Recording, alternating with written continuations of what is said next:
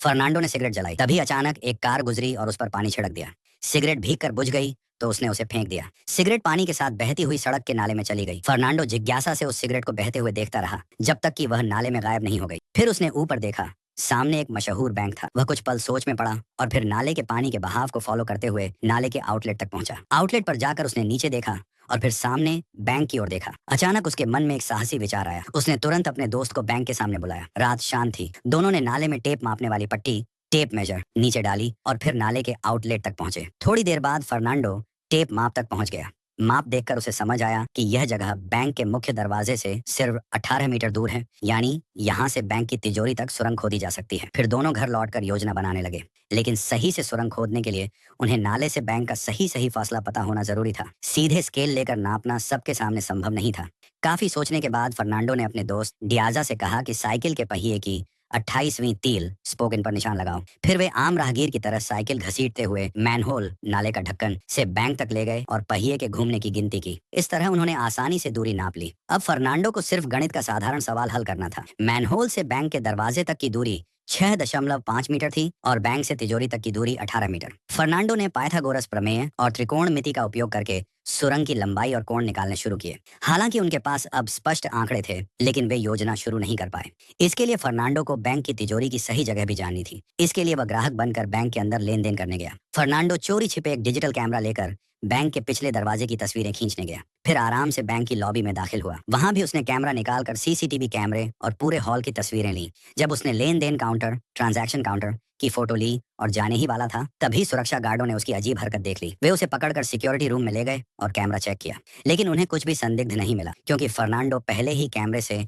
Memory card निकाल चुका था। असल में उसने जानबूझकर गार्डों को पकड़े जाने दिया ताकि वह बैंक के बेसमेंट में जाकर तिजोरी की बनावट देख सके। नीचे जाते समय उसने पूरी तिजोरी, वॉल्ट और बेसमेंट का नक्शा दिमाग में याद कर लिया। घर जाकर उसने फोटो और अपनी याददाश्त से तिजोरी का नक्शा बना लिया, लेकिन तिजोरी चारों ओर मजबूत कंक्रीट से घिरी थी, इसलिए पहली योजना काम नहीं कर सकती थी। नक्शा देखकर उन्होंने तय किया कि दीवार से लगी सुरक्षा कक्ष, सिक्योरिटी रूम तक सुरंग खोदी जाए। योजना बनने के बाद काम शुरू हुआ। एक टीम नाले के रास्ते औजार लेकर गई और पहले से चिन्हित एल्यूमिनियम प्लेट नीचे उतारी। वहां नमी ज्यादा थी, इसलिए कंक्रीट भी सामान्य से कमजोर था। उधर घर पर फर्नांडो की टीम एक बड़ी समस्या पर चर्चा कर रही थी। तिजोरी को जल्दी कैसे खोला जाए। डियाजा ने कहा कि औजारों से तिजोरी का ताला तोड़ दो। ताला तोड़ने में 2 मिनट लगते हैं, लेकिन वहां सैकड़ों तिजोरियां थीं। यह तरीका बहुत समय लेने वाला और थकाऊ था, इसलिए उन्होंने यह विचार तुरंत ठुकरा दिया। फिर बॉस ने सुझाव दिया कि बैंक की छुट्टी वाले दिन का फायदा उठाएं ताकि ज्यादा समय मिले, लेकिन फर्नांडो ने कहा कि जितना ज्यादा वे बैंक में रहेंगे उतना ही खतरा बढ़ेगा। इसलिए असली काम था तिजोरी को जल्दी खोलने का तरीका ढूंढना। उसने कहा कि पहले ताले की बनावट को समझना होगा। इसके लिए उसने मारियो से कहा कि अमीर ग्राहक बनकर 100 किलोमीटर के दायरे में किसी शाखा से एक तिजोरी किराए पर ले। कुछ समय बाद वे सब ताले की संरचना को समझ गए। सेबास्टियन ने उसी ताले को खोलने की मशीन बना डाली। उधर सुरंग खोदने वाले काम रोकने को मजबूर हो गए, क्योंकि उनके पास मशीनरी नहीं थी। मारियो ने वाटर लेवल खरीदने का सुझाव दिया, लेकिन फर्नांडो ने मना कर दिया। असल में उसके पास छुपा कर रखे पैसे बहुत पहले ही खत्म हो चुके थे। सेबास्टियन को अचानक एक आइडिया आया। उसने एक ट्राइपॉड पर लेजर पिन लगाकर पानी का लेवल नापने वाला आसान और मुफ्त उपकरण बना लिया। इससे सुरंग खोदने की गति बहुत तेज हो गई। 3 दिन और 2 रात मेहनत करने के बाद उनकी खोदी हुई सुरंग अब बैंक की तिजोरी से सिर्फ 8 मीटर दूर रह गई थी। तभी मारियो को अचानक एक बड़ी समस्या याद आई। उनके पास तिजोरी खोलने का औजार तो है,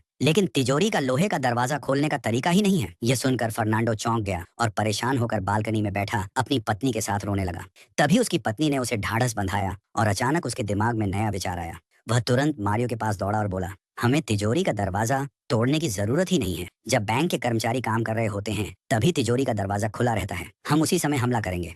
इस तरह उनकी नई योजना बनी। अब करना सिर्फ इतना था कि कुछ लोग बैंक की लॉबी में नकली डाकू बनकर घुसेंगे और सुरक्षा गार्डों का ध्यान खींचेंगे। उसी समय बाकी लोग सुरंग से होकर तिजोरी तक पहुंच जाएंगे। फर्नांडो की योजना सुनते ही मारियो ने हामी भर दी। फिर मारियो और डियाजा ने अपनी उंगलियों पर गोंद लगाया ताकि निशान न छूटे। काली टोपी पहनी और बच्चों से लिया हुआ पानी का पिस्तौल, वाटर गन लेकर बैंक में घुस गए। 1 मिनट से भी कम समय में उन्होंने पूरे बैंक पर काबू पा लिया, लेकिन उन्होंने जानबूझकर कंट्रोल रूम में बैठे एक सुरक्षा गार्ड को नहीं रोका।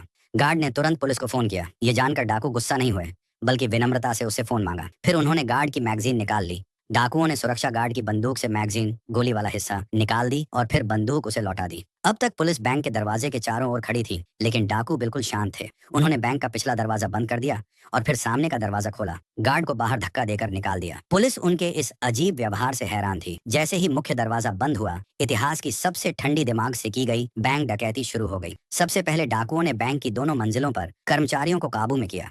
बाकी लोग तहखाने में तिजोरी तक पहुंच गए। वहां उन्होंने बस धीरे धीरे तिजोरी को बाहर खिसकाया। तभी मजबूत दीवार में अचानक एक सुराख दिखाई दिया। ये वही सुरंग थी जिसे फर्नांडो और उसके साथियों ने दिन रात मेहनत करके खोदा था। जब सब सुरंग से अंदर पहुंच गए, तब उनका एक रात में जिंदगी बदलने का सपना सच होने जैसा लगने लगा। बैंक के बाहर अब भारी भीड़ जमा थी, मीडिया भी और एक स्पेशल पुलिस टीम भी। मौके पर कमांडर मिगुएल पहुंचे, जो मशहूर बातचीत नेगोशिएशन विशेषज्ञ थे। सुरक्षा गार्ड ने पुलिस को बताया कि डाकुओं ने उसका फोन ले लिया है। यह सुनकर मिगुएल ने तुरंत कॉल किया ताकि मनोवैज्ञानिक तरीके साइकोलॉजिकल टैक्टिक्स से डाकुओं से बात कर सके, लेकिन उससे पहले ही एक डाकू ने बीच में बात काट दी। दरअसल एक हफ्ता पहले ही डाकुओं ने मिगुएल की लिखी किताब पढ़ ली थी ताकि उसकी हर चाल का जवाब दे सकें। उन्होंने अपनी सारी बचत खर्च करके एक एक्टिंग क्लास भी ज्वाइन की थी। यहाँ तक कि डकैती शुरू होने से पहले भी मारियो आईने के सामने खड़े होकर अभिनय एक्टिंग की प्रैक्टिस कर रहा था। असल में मारियो ने यह सब इसलिए किया था ताकि बातचीत नेगोशिएशन के दौरान पुलिस को उलझाकर अपने साथियों को वक्त दिला सके, ताकि बाकी लोग तिजोरी की सारी अलमारियां खाली कर लें। तिजोरी वॉल्ट में पहुंचते ही फर्नांडो और उसके साथी तुरंत औजार लगाकर काम पर लग गए। अब समय बहुत कीमती था। ताले खोलने वाली मशीन की मदद से फर्नांडो ने पहला लॉकर खोला, लेकिन उसमें कुछ भी नहीं था। फिर भी उसने हिम्मत नहीं हारी और दूसरा लॉकर खोला। उसमें बहुत सारे पैसे थे। फर्नांडो खुश होने ही वाला था कि तीसरा लॉकर खोला तो उसमें सफेद पाउडर, शायद नशीला पदार्थ था। ये देखकर उसने जल्दी से सब कुछ वापस रख दिया, लेकिन वहां तो सैकड़ों लॉकर थे और असली मजेदार घटनाएं अभी बाकी थी। उधर पुलिस अभी भी बैंक के बाहर इंतजार कर रही थी। वे अब तक यही समझ रहे थे कि यह बस बेतरतीब चोरों का झुंड है, इसलिए उन्होंने सख्त कार्रवाई नहीं की, बल्कि बातचीत करके मामला सुलझाने की कोशिश की। मिगुएल लगातार डाकुओं को आत्मसमर्पण, सरेंडर करने और सब कुछ मानने की सलाह देता रहा। उसने यह भी धमकाया कि बैंक को चारों ओर से इतना घेर लिया गया है कि मक्खी भी नहीं निकल सकती। साथ ही पुलिस ने गुप्त रूप से कुछ जवानों को बैंक की छत पर चढ़ने का आदेश भी दिया, लेकिन यह डाकुओं से बड़ी भूल साबित हुई। थोड़ी देर बाद एक डाकू ने छत पर हलचल सुन ली और मिगुएल को गुस्से में कहा, अगर 1 मिनट में पुलिस छत से नहीं हटी तो वे इसके लिए जिम्मेदार होंगे। यह सुनकर मिगुएल को अपने जवानों को तुरंत छत से हटने का आदेश देना पड़ा। इसके बाद डाकुओं ने मांग रखी कि बातचीत के लिए कमांडिंग ऑफिसर को अंदर भेजा जाए ताकि बंधकों, हॉस्टेजेस की सुरक्षा बनी रहे। मिगुएल मान गया, लेकिन लगभग 1 घंटे तक कोई नहीं आया। तब डाकुओं ने खुद कॉल करके पूछा कि कमांडर अभी तक क्यों नहीं पहुंचे। असल में ये सब उन्होंने अपने साथियों को और समय दिलाने के लिए किया था। थोड़ी देर बाद कमांडिंग ऑफिसर मौके पर आ गए। जैसे ही फोन जुड़ा, डाकू ने उन्हें जोर से डांट लगाई और अपनी शर्तें रखी। उसने कहा कि आधे घंटे में उसे वकील से मिलना है और मिगुएल को उस वकील का नंबर भी दे दिया, लेकिन पुलिस ने पाया कि यह नाम नकली था। फिर भी उन्होंने असली वकील को कॉल किया। इस बीच बैंक के अंदर मारियो ने अपनी काली टोपी उतारी, मैनेजर की कुर्सी पर बैठ गया और वकील और पुलिस से बातचीत शुरू की। पुलिस और कमांडिंग ऑफिसर को लगा कि यह सब सच है। इस तरह मारियो ने अपने साथियों के लिए और समय खरीद लिया। इसी दौरान ताले खोलने का काम तेजी से चलता रहा। तभी बैंक की लॉबी में एक बंधक, हॉस्टेज, ने अचानक हाथ उठाया। डकैती चल रही थी। तभी अचानक एक बंधक, हॉस्टेज, ने अपना बायां हाथ उठाया और कहा कि उसे कुछ जरूरी काम है। डाकू ने हंसते हुए उसे कोने में रखे गमले तक जाने दिया। पास खड़े एक डाकू को थोड़ा शक हुआ, लेकिन उसके साथी ने उसे समझाया कि उस आदमी को ज्यादा घूरो मत। लेकिन 1 मिनट से भी कम समय में वही आदमी फिर हाथ उठाकर बोला कि उसे दूसरी बार बाथरूम जाना है। इस बार डाकू ने सीधे उसे बाथरूम भेज दिया। बंदूक की नली सामने हिलती देख वह आदमी डर से जड़ हो गया। फिर अचानक डाकू ने मुख्य दरवाजा खोला और उसे बाहर जाने दिया। बाहर निकलते ही मिगुएल ने उससे हालात पूछने की कोशिश की, लेकिन वह आदमी इतना डर गया था कि बोल भी नहीं पाया। उसके कपड़ों का रंग भी बदल गया था, डर से गीले हो गए थे। डाकुओं ने अचानक इस तरह बंधक को छोड़ दिया। यह देखकर मिगुएल समझ नहीं पा रहा था कि क्या करे। दरअसल यह सब पुलिस का ध्यान भटकाने के लिए किया गया था। इसी बीच ऊपर छुपे स्नाइपर ने एक और हैरान कर देने वाला नजारा देखा। बैंक के अंदर एक डाकू हाथ में जन्मदिन का केक पकड़े खड़ा था और उस पर मोमबत्ती जला रहा था। असल में आधा घंटा पहले एक 80 साल की बूढ़ी औरत ने कहा था कि आज उसका जन्मदिन है, तो डाकुओं ने उसका जन्मदिन मनाने का फैसला किया। उन्होंने बंधकों को मजबूर किया कि सब मिलकर हैप्पी बर्थडे गाएं। फिर उस बूढ़ी औरत को सम्मान से बाहर छोड़ भी दिया। यह दृश्य देखकर अनुभवी कमांडर मिगुएल भी समझ नहीं पा रहे थे कि यह डाकू आखिर किस तरह के लोग हैं। इस दौरान मारियो और उसके साथियों की बातचीत से फर्नांडो को और वक्त मिल गया और वह तिजोरियां खोलता रहा। लेकिन अब एक नई समस्या आ गई। ताले खोलने वाली मशीन लगातार चलने से ज्यादा गर्म हो गई थी और अब कुछ समय तक काम नहीं कर सकती थी। अब उनके पास कोई चारा नहीं था, बस इंतजार करना पड़ा। तभी अचानक सभी डाकुओं के अलार्म बजने लगे। ये संकेत था कि भागने का समय हो गया है। हालांकि अभी भी बहुत सी तिजोरियां नहीं खुली थी, लेकिन फर्नांडो ने लालच नहीं दिखाया। उसने तुरंत सबको योजना के अनुसार पीछे हटने का आदेश दिया। जैसे ही आदेश मिला, ऊपर वाले डाकू ने बंदूक दिखाकर बंधकों को वहीं रोक दिया। नीचे वाले साथी जल्दी जल्दी सामान बांधने लगे और पैसों के बैग सुरंग में डालकर फिसलाते हुए नाले की तरफ भेजने लगे। नीचे खड़े साथी ने बैग उठाए और तुरंत उन्हें लोड करने लगा। सुरंग से बाहर जाने वाले आखिरी 2 लोग साफ सफाई की जिम्मेदारी निभा रहे थे। उन्होंने सब जगह साफ किया, फिर अलमारी कैबिनेट को वापस खिसकाकर सुरंग का मुंह ढक दिया और मौके का फायदा उठाकर निकल गए। उधर बैंक के बाहर पुलिस बहुत घबराई हुई थी। उन्होंने तुरंत हमला करने की तैयारी कर ली। कमांडिंग ऑफिसर ने तो एक खास टीम को नाले के आउटलेट निकास की सुरक्षा के लिए भी भेज दिया, लेकिन बैंक के अंदर फर्नांडो ने जल्दीबाजी नहीं की। उसने आराम से फर्श पर एक लाल तौलिया बिछाया और डकैती में इस्तेमाल हुई पानी की पिस्तौलें, वाटर गन्स सलीके से रख दी। जाने से पहले उसने लॉबी के बीचों बीच एक कागज भी चिपका दिया। यह उसने पुलिस को चिढ़ाने के लिए नहीं किया था, बल्कि यह दिखाने के लिए कि उन्होंने असली बंदूक नहीं बल्कि खिलौना पानी वाली बंदूकें इस्तेमाल की थी, ताकि अगर पकड़े जाएं तो जज उनकी सजा कम कर दे। फिर अचानक डाकू ऐसे गायब हो गए जैसे हवा में उड़ गए हों।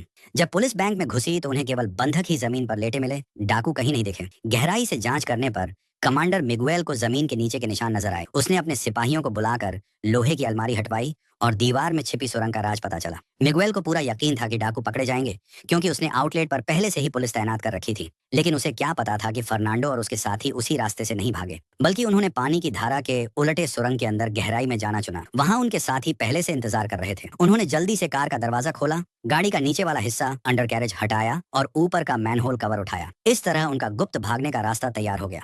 सब लोग बारी बारी से कार में चढ़े। आखिरी आदमी ने पैसों के बैग भी ऊपर चढ़ा दिए। मशीनों की मदद से सब बैग जल्दी ही कार में भर दिए गए। फिर उन्होंने मैनहोल कवर वैसे ही बंद कर दिया जैसे पहले था। इस तरह यह डकैती सफलतापूर्वक खत्म हुई। लेकिन ध्यान रहे, यह असली घटना नहीं बल्कि अर्जेंटीना की सेंचुरी की लूट पर आधारित एक फिल्म का सीन है। इसे कभी